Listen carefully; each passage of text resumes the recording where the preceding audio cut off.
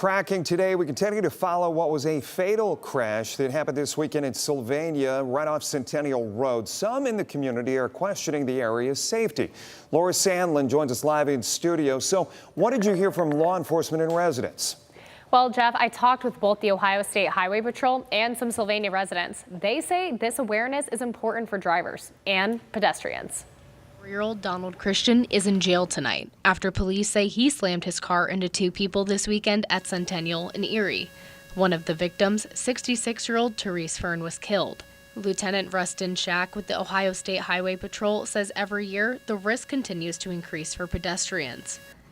Since 2019 in Lucas County alone, there's been 686 pedestrian crashes, and 33 of those have ended up being fatal crashes. Lieutenant Shack says the best way to avoid tragedies like these is to not only be safe, but be defensive. Whether the pedestrian or the car itself, know that there's pedestrians on the road, know that if you're a pedestrian, cars can't always see you, wear that reflective equipment, use those flashlights, do what you can do to be seen, and just be extra vigilant while walking, or if you're in the car, be extra vigilant while driving to watch out for the pedestrians. Local landscaper Tim Organ echoes the lieutenant and says with roads like Centennial, you have to be extra cautious. You don't know who's behind that wheel. You don't know if they're on their phone texting, so you do want to be extra cautious just before you do cross any busy road, especially Centennial.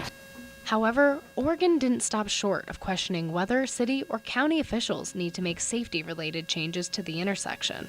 I think that, maybe it falls a little on the city. Maybe there needs to be more cones and just crosswalk material. Maybe there needs to be more people on the ground kind of patrolling traffic.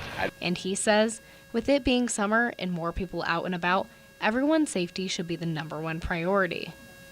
I guess when there is something like that going on, you want to make sure that that's your main priority in terms of safety, and everything else around just kind of comes secondary. As we mentioned, Christian has been booked at the Lucas County Jail and is being charged with aggravated vehicular homicide and aggravated vehicular assault. Reporting in studio, Laura Sandlin, WTOL 11.